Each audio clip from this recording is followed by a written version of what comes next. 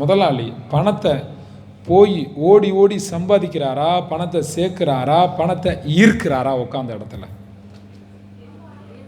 பணத்தை ஈர்க்கிறாரா, சம்பாதிக்கிறாரா, சேர்க்கிறாரா? சரவணா ஸ்டோர் முதலாளி, சரவணபவன், அஞ்சப்பர் ஹோட்டல், இதெல்லாம் நீங்கள் நிறைய கேள்விப்பட்டிருப்பீங்க. தாஜ் கோரமண்டல் ஹோட்டல் கேள்விப்பட்டிருக்கிறீங்க.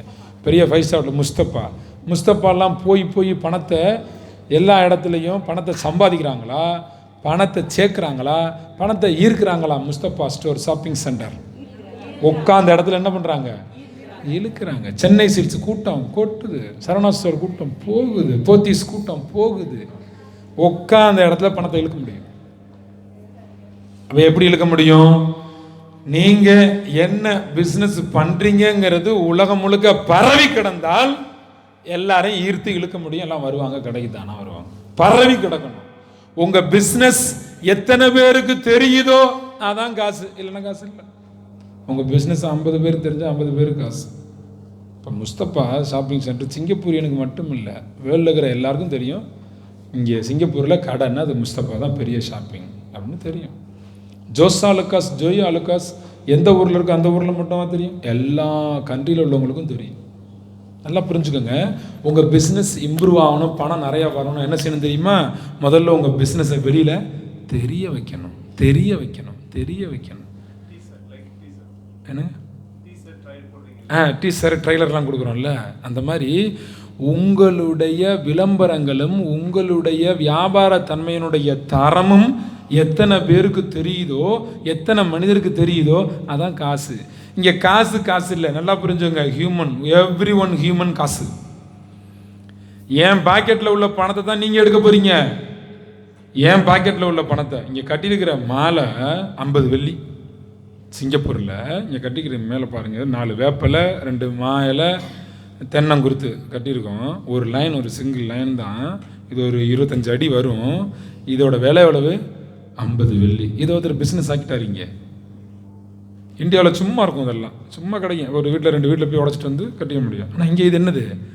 பிஸ்னஸ். இது என்ன பிஸ்னஸ் தெரியுமா? அதுக்கு பேர் கேப்பில் பிஸ்னஸ் பண்ணுறதுன்னு பேர். எது நீடோ அந்த நீடை பிடிச்சி அந்த நீடில் பிஸ்னஸ் பண்ணுறாங்க. இப்போ இது இங்கே இல்லை, அப்போ கேப் இருக்குது, ஒரு எம்டினஸ், ஒரு பிளேஸ் இருக்குது, எம்டி பிளேஸ் இருக்குது. அந்த பிளேஸ், அந்த கேப் ஒருத்தர் அடைக்கிறதுக்கு வந்துட்டார், அப்போ நான் கொடுக்குறேன்ட்டு வந்துட்டார். அது பிஸ்னஸ் ஆயிடுச்சு அவருக்கு. பிஸ்னஸில் 2 வகை. ஒன்று, உங்கள் பிரச்சனை ஒருத்தருக்கு காசு, இல்லைன்னா உங்கள் ஆசைன்னு ஒருத்தருக்கு காசு. அவ்வளோதான் பிஸ்னஸ். உங்கள் ஆசை பிஸ்னஸ், பிரச்சனை பிஸ்னஸ். முடியலை, உடம்பு ஆப்ரேஷன் பண்ணும், ஆப்ரேஷன் போகிறீங்க, பிரச்சனை. மிக்சி ரிப்பேர் ஆயிடுச்சு, பிரச்சனை. காடி ரிப்பேர் ஆயிடுச்சு, பிரச்சனை. மைக்கு ரிப்பேர் ஆயிடுச்சு, பிரச்சனை. பிரச்சனை என்னது? இன்னொருத்தருக்கு காசு. இப்போ நேற்று நம்ம ஒரு மைக் ஒன்று வாங்கி வச்சு ட்ரையல் பார்த்தோம். அது என்ன? ஆசை. இது ஹேண்ட் மைக்கே வச்சு பேசாமல் ஹெட் மைக்காக இருந்தால் நல்லா இருக்குமே, ஆசை. ஆசையும் பிஸ்னஸ்ஸு, பிரச்சனையும் பிஸ்னஸ். இப்போ நீங்கள் என்ன தெரியுமா நினைக்கணும்? உங்கள் பிஸ்னஸ் ஆசையில் இருக்கா, பிரச்சனையில் இருக்கா, அதை யோசிக்கணும். அப்போ ஆசைன்னா ஒரு மாதிரி விளம்பரம் இருக்கணும், பிரச்சனைனா ஒரு மாதிரி விளம்பரம் இருக்கணும். ஆசைன்னா அடுத்தவங்களுடைய ஆர்வத்தை தூண்டி விடுற மாதிரி விளம்பரம் பண்ணணும். ஒட்டிக்கோ கட்டிக்கோ, ராம்ராஜ் வேஷ்டிகள் வருதா? அப்போ ஆசையை தூண்டுறது. 40 வயசுக்குள்ளே உங்களுக்கு மார்பக புற்றுநோய் வந்துடும், அதனால 30 வயசுலேயே நீங்கள் செக் பண்ணிக்கோங்க, இல்லைன்னா சீக்கிரமாக புற்றுநோய் வந்து செத்துருவீங்க, எல்லாரும் வேகமாக வாங்க அப்படின்னு என்ன? பயமுறுத்தி சம்பாதிக்கிறது. அப்போ பிரச்சனையில் பிஸ்னஸ்னால் என்ன பண்ணணும்? பயமுறுத்தணும். டார்ச் லைட்டு சேஃப்டி வச்சுக்கணும், செல்ஃபோனு சேஃப்டி வச்சுக்கணும், அதுக்கு ஒரு கவர் போட்டுக்கணும், கீழே விழுந்தால் உடஞ்சிரும். பயமுறுத்தி சம்பாதிக்கணும். இதெல்லாம் பிஸ்னஸ் டெக்னிக்ஸ். நீங்கள் அடுத்தவங்க பிரச்சனையை தீர்க்கிற விதமாக பிஸ்னஸ் பண்ணால் அவங்க மனசுக்குள்ளே ஒரு சின்ன பயத்தை கொடுத்து சம்பாதிக்கணும்.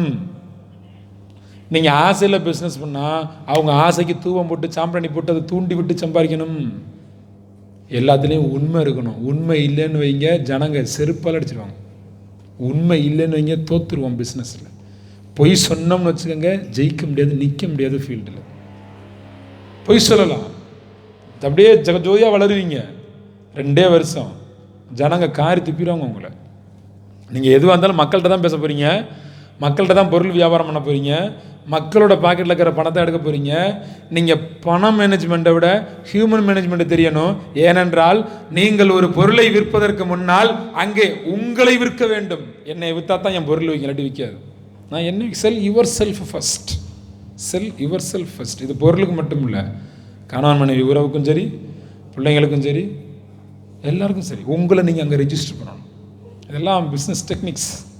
இதை பற்றிலாம் நிறைய தெரிஞ்சுக்கிறோம். குபேரயோகம் பயிற்சி வகுப்பு ஏற்பாடு செய்வாங்க, வந்து கலந்துக்கங்க. பிஸ்னஸ் டெக்னிக் தனி, புது பிஸ்னஸ் பண்ணால் அது என்ன பண்ணணும் அது தனி, ஆன்மீகத்தில் எப்படி சப்போர்ட் பண்ணணும் அது தனி, இப்படிலாம் தனித்தனியாக இருக்குது. ஒன்று தனித்தனி டாபிக்ஸ், தனித்தனி விஷயங்கள், நிறைய விஷயங்கள் தெரிஞ்சுக்க முடியும். சிங்கப்பூரில் அடுத்த ப்ரோக்ராம் நம்ம செய்வோம். ஜனவரி இல்லைனா பிப்ரவரியில் இருக்கும். லட்சுமி அம்மாவை கான்டாக்ட் பண்ணுங்கள். பிஸ்னஸ் பண்ணுறதுக்கு முன்னே, பணம் சம்பாதிக்கிறதுக்கு முன்னே 2 விஷயம் ஞாபகத்தில் வச்சுக்கோங்க. சம்பாதிக்கிறத முதல்ல உங்களுக்கு நல்லா செலவு பண்ணணும். உடுப்பு எடுங்க, கார் வாங்குங்க, பங்களா கட்டுங்க, என்ன வேணாலும் செய்யுங்க, செலவு பண்ணணும். சம்பாதிக்கணும்னு நினைக்கிற யார்கிட்டையும் பணம் வராது. செலவு பண்ணு நினைக்கிறவள்கிட்ட தான் பணம் வரும். வரணும் போகணும், வரணும் போகணும், வரணும் போகணும், 2 விஷயம் உங்கள் மனசில் இருக்கணும். சம்பாதிச்சா உங்களுக்கு உங்கள் குடும்பத்துக்கு நல்லா செலவு பண்ணுங்க. 2வது மனசு என்ன தெரியுமா, அது போக மிச்சம் இருந்தால் ஊருக்கு கொடுங்க. இந்த 2 குணம் இருக்கிறால தான் பணக்காரன் ஆக முடியும், இல்லாட்டி ஆக முடியாது. நீங்கள் எல்லா பணக்காரன் பாருங்க, ஒரு ட்ரஸ்ட் வச்சிருப்பார், பணத்தை கொடுத்துட்டே இருப்பார், அன்னதானம் போட்டு இருப்பார், கோயில் கட்டே இருப்பார், ஒரு ட்ரஸ்டியாக இருப்பார், ஏதாவது ஒன்று செஞ்சுக்கிட்டே இருப்பார், சம்பாதிக்கிற காசை வச்சுக்கவே மாட்டார், எழுதி விட்டே இருப்பார். அது பில்கேட்ஸாக இருக்கட்டும், நம்ம ஊரில் இருக்கக்கூடிய ஒரு சாதாரண நபராக இருக்கட்டும், யாராக வேணாலும் இருக்கட்டும், யாராக இருந்தாலும் சரி, அத்தனை பேரும் பணத்தை 2 விஷயத்தான் பயன்படுத்துவாங்க. பணக்காரர்கள் பணத்தை 2 விஷயத்துக்கு பயன்படுத்துகிறார்கள். ஒன்று, தனக்கு தேவையான அத்தனையும் பணத்தால் நிறைவேற்றுகிறார்கள். அது போக மிச்சம் உள்ள பணத்தை ஊருக்கு கொடுத்துருவாங்க, தானே வச்சுக்க மாட்டாங்க. ஆனால் வந்துக்கிட்டே இருக்கும் காசு வந்துகிட்டே இருக்கணும். ஆற்றுல எப்படி தண்ணி வற்றாத ஜீவநதி தண்ணி வந்து கொண்டே இருக்கிறதோ அதே மாதிரி பணம் வந்துட்டே இருக்கணும். சம்பாதிக்கிற காசெல்லாம் வீட்டில் கொண்டு வச்சு பூட்டி வைக்கணும், பேங்கில் பூட்டி வைக்கணும் நினைச்சிங்க, பணம் முடியாது. பணம் வரணும்னா செலவு பண்ணணும். பணத்துக்கு ஒரு பாஸ்வேர்டு சொல்லி தட்டுமா? பணத்தை எண்ணுனீங்கல்ல, அதுக்கு இங்கிலீஷில் என்ன சொல்லுவீங்க? பணத்தை எண்ணுறதுக்கு பேர் என்ன சொல்லுவீங்க? சொல்லுங்க, திரும்ப சொல்லுங்க. கவுண்ட் சொல்லுங்க. Count count count count count count count தான் பணத்துக்கான பாஸ்வேர்டு. கவுண்ட் பண்ணிகிட்டே இருக்கணும், பணத்தை கவுண்ட் பண்ணணும். கவுண்ட். அக்கௌண்ட் மெயின்டைன் பண்ணுறாங்க எங்கே? பேங்க்கில். கணக்கு வச்சுருக்காங்களா? உங்கள் காசுக்கெல்லாம் கணக்கு வச்சுருப்பாங்க. அங்கே சரியாக கணக்கு பண்ணுறதுனால தான் பேங்க்கில் காசு நிறைய இருக்குது, இல்லாட்டி பேங்க்கில் காசு இருக்காது. பேங்க்கில் காசு இருக்க காரணமே என்னென்னா அங்கே அக்கௌண்ட்டு சரியாக மெயின்டைன் பண்ணுறாங்க. கவுண்ட் பண்ணால் தான் அக்கௌண்ட் அங்கே அதிகமாகும். அப்போ கவுண்டிங் சிஸ்டம் சரியாக இருக்கணும். பணத்துக்கான பாஸ்வேர்டு சொல்லுங்கள். கவுண்ட் சொல்லுங்கள். அடிக்கிட்டே அந்த பாஸ்வேர்டு சொல்லிகிட்டே இருங்க. கவுண்ட் கவுண்ட் கவுண்ட் கவுண்ட்டுன்னு சொல்லிகிட்டே இருங்க. ரோட்டில் போகும்போது சொல்லிட்டு போயிடாதீங்க. கவுண்டு கவுண்டு கவுண்டு அப்படி சொல்லாதீங்க, மனசில் சொல்லிட்டு இருங்க. மனசில் சொல்லுங்கள். பணத்துக்கான பாஸ்வேர்டு கவுண்டு. கவுண்டுனா வார்த்தை சொல்கிறத விட்டுறக்கூடாது. பணத்தை அப்பப்போ என்ன செய்யணும்? கவுண்ட் பண்ணி வைக்கணும். கவுண்ட் பண்ணி பாக்கெட்டில் மட்டும் வைக்கக்கூடாது. அந்த கவுண்ட் பண்ண கணக்கு எங்கே வைக்கணும்? மைண்ட்லேயும் வைக்கணும். எவ்வளவு போகுது எவ்வளவு வருது நமக்கு தெரியணும். என்ன அறியாமல் காசு போகக்கூடாது.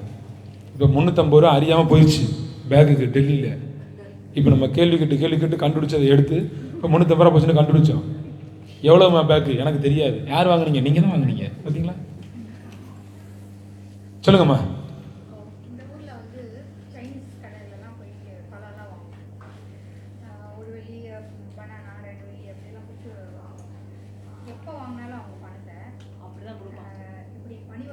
பணிவாக தான் வாங்குவாங்க.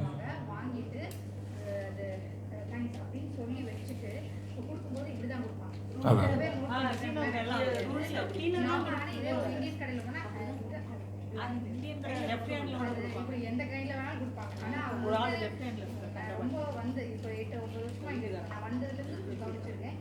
எந்த சைனீஸ் கடையில் ஒரு பொருள் வாங்கினாலும், என்ன ஒரு சைனீஸ் காரங்களுக்கு என்ன வாங்கினாலும் அவங்க அது இப்படி தான் வாங்குறாங்க, இப்படி தான் கொடுக்குறாங்க. அது மாதிரி தான் வாங்குவாங்க. சீனாக்காரங்க அப்படி முன்னேறதுக்கு காரணங்கள் இது ஒரு காரணம். ரெட் கலர் தான் அவங்களுக்கு பாசிட்டிவ் அட்ராக்ஷன் கலர். அவங்களுக்கு முதியவர்களை மதிக்கக்கூடிய தகுதி, அந்த தகுதித்தன்மையை உயர்த்தி வீட்டில் இருக்கக்கூடிய பெரியவர்களுக்கு மரியாதை கொடுக்கக்கூடிய தன்மையில் சிறந்து இருக்கக்கூடியவர்கள். நான் ஏதோ ஒரு நாட்டை புகழ்ந்து பேசலை, நீங்கள் சீனவங்களை சொன்னதுனால நான் நேரில் பார்த்ததை சொல்கிறேன். சீனக்காரவங்க அந்த முதியோர்களை ரொம்ப மதிப்பாங்க. அவங்களுடைய வீடுகளுக்கு போனீங்கன்னா வீடுகள் எப்போதுமே அலங்காரமாக இருக்கும். அந்த முகப்பு தோரணை அலங்கார தோரணையோட சீனவங்க வச்சுருப்பாங்க. அந்த பாசிட்டிவ் தன்மைகள் அவங்கள்ட்ட நிறைய அதிகமாக அதிலே ஸ்டோர் பண்ணிடுவாங்க. அவங்க பிறந்ததுலேருந்து பிறப்புலேருந்து வளர்த்துருவாங்க. நீங்கள் சொன்னது கரெக்டு தான். பணம் அப்படி தான் கொடுத்து வாங்குவாங்க. அதுக்கு ஒரு கடவுள் அங்கே வச்சுருக்காங்க. நிறைய ஹோட்டலில் பார்த்தீங்கன்னா சீனா ஹோட்டலில் ஒரு கடவுள் இருக்கும். இல்லை அந்த கடவுள் வேறு. நீங்கள் இந்த ஒரு மூட்டையை தூக்கிட்டு தொப்பை திருட்டி சிரிச்சுக்கிட்டு அப்படி இருக்கும்ல, அது வந்து சிரிக்கும் புத்தா. அதை தூக்கி வீச லாஃபிங் புத்தா அது கிடையாது. குபேரன்கிறவர் வேற, அவர் குபேரன் இல்லை, அது வந்து லாஃபிங் புத்தா. அவங்க சுண்ணு வச்சுருப்பாங்க, தாடியெல்லாம் வச்சு, ஃபேஸ் எல்லாம் கருப்பு கலரில் இருக்கும், உடம்பெல்லாம் வந்து என்னங்க பயமுறுத்துற மாதிரி இருக்கும், பயமுறுத்துற மாதிரி இருக்கும். எந்த நேரமும் சாம்பிராணி வச்சுட்டு இருப்பாங்க சீனக்காரங்க. அந்த அந்த காடோட நேம் நான் யார்ட்டையும் கேட்டு ரிஜிஸ்டர் பண்ணல. அந்த என்ன name? Doctor show. Doctor show நான் நிறைய இடங்களில் பார்த்துருக்கேன், கடைகளில் வச்சுருக்குறாங்க. அதை வந்து பணத்துக்கான தெய்வமாக வழிபாடு செய்கிறாங்க, சீனக்காரங்க வச்சுருக்குறாங்க. ஆமாம் ஆமாம் ஆமாம் ஆமாம் அதுதான் நம்ம இல்லை, நாம் தமிழ் மக்களுக்கு ஏன் இப்போ கொஞ்சம் மறந்து போச்சுன்னு சொல்லட்டுமாண்ணா, நம்மளால தான் ரொம்ப ஆன்மீகமாக ஏற்கனவே வாழ்ந்துட்டான், ரொம்ப ஏகபோகமாக வாழ்ந்துட்டான், ரொம்ப அறிவாளியாக வளர்ந்துட்டான், ரொம்ப அறிவாளியாக வாழ்ந்துட்டான். வாழ்ந்து சலிச்சு போய் என்னடா வாழ்க்கை, வேறு வாழ்க்கை வாழ்வோம்னு இப்போ நம்ம இப்படி வாழ்ந்துக்கிட்டு இருக்கோம். அவ்வளோதான். நம்மளாம் படு பயங்கரமாக வாழ்ந்த நபர்கள் தான். இப்போயும் கொஞ்சம் ஈஸியாக ஒரு அறிவாளியாக இல்லாமல் நம்ம தமிழ் மக்கள் இப்போயும் கொஞ்சம் மாறிட்டாங்கன்னா, ஏற்கனவே நிறைய வாழ்ந்ததுனால இந்த இயல்பு சுகபோகங்களை அனுபவிக்காமல் நம்ம முன்னோர்கள் இருந்துட்டாங்கல்ல, அந்த சுகபோகத்தை நம்ம அனுபவிச்சுட்டு இருக்கோம். நம்ம முன்னோர்கள்னா யாருன்னா யாரோ கிடையாது, நீங்களும் நானும் தான் முன்னோர். சொல்லுங்கம்மா, சொல்ல வந்தீங்க, சொல்லுங்கம்மா. இல்ல நம்ம வந்து ஃபர்ஸ்ட் வந்து நம்ம ஃபுட் வந்து விட்டுட்டோம். அதுல இருந்தே வந்து ஆட்டோமேட்டிக்கா அதுதான் எல்லாமே அதுல இருந்தே விலகி வர்றங்க. கரெக்ட். நம்ம வேல்யூஸே அப்படியே விட்டுறோம். நம்ம இன்னொருத்தங்களை பார்த்து கத்துக்கிற மாதிரி மற்றவங்களுக்கு தெரியற மாதிரி ஆயிடும். இப்போ ஃபுட்டுலேயே வந்து ரசம்னு சொல்கிறோம் பார்த்தீங்களா, அதுக்கு பேர் மூலிகை ரசம்னு பேர், மூலிகை சூப்பு. அது இவர் இந்தியாவினுடைய தேசிய காங்கிரஸுக்கு நேதாஜி சுபாஷ் சந்திர போஸ் தலைவரான உடனே தமிழ்நாட்டில் இருக்கக்கூடிய சத்தியமூர்த்தி பவனுக்கு வந்து சாப்பிட்றாரு. சாப்பாடு கொடுக்கும் பொழுது அவருக்கு ரசம் கொடுக்குறாங்க. நான் இந்தியாவில் முக்கியமான அதிகாரமிக்க பதவியில் இருந்தால், அப்போ சுதந்திரம் ஆகலை, நம்ம இந்தியாவினுடைய முக்கிய அதிகாரமிக்க பதவியில் இருந்தால் இந்த பானத்தை இந்தியாவின் தேசிய பானமாக அறிவிப்பேன் அப்படின்னாரு. இந்த மூலிகை ரசத்தை தேசிய பானமாக அறிவிப்பேன்னாரு. ஃபுட்டு போச்சு தான், எல்லாம் ஒன்று ஒன்றா குறைக்க நம்ம மாறிட்டோம். அது மாறினதுக்கு காரணம் இதுதான். நான் சொல்கிறது என்னென்னா, நம்ம நிறைய ஒன்று செஞ்சோம்னா அழுத்து போய் ஒதுங்குவோம்ல, என்னத்தை டெய்லி பாடம் நடத்திக்கிட்டு ஒரு நாளைக்கு நடத்தாமல் இருப்போம், ஒரு டீச்சருக்கு அலுப்பு வர்ற மாதிரி நம்ம சமூகம் இப்போ அலுப்பாகி இந்த சுகபோகங்களுக்கு அடிமையாக மாறிப்போச்சு. மாறும் ஒரு நாளில். சரி, நிமிர்ந்து உட்காருங்க, சொல்லுங்கள், வாழ்க பணமுடன். நல்லபடியாக சொல்லுங்கள், வாழ்க பணமுடன். நல்ல அன்பாக சொல்லுங்கள், வாழ்க பணமுடன், வாழ்க பணமுடன்.